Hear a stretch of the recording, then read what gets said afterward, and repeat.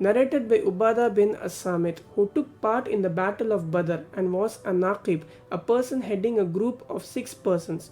On the night of Al-Aqaba pledge, Allah's Apostle Muhammad said, while a group of his companions were around him, "Swear alliance to me for, number 1, not to join anything in worship along with Allah.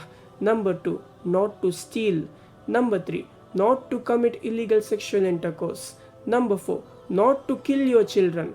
Number 5, not to accuse an innocent person, to spread such an accusation among people. Number 6, not to be disobedient when ordered to do a good deed."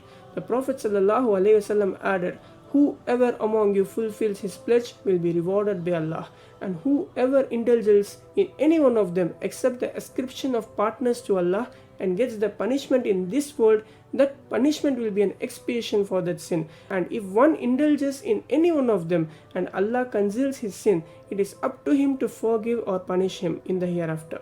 Ubadah bin As-Samit added, "So we swore alliance for these," points to Allah's Apostle Muhammad sallallahu alaihi wasallam.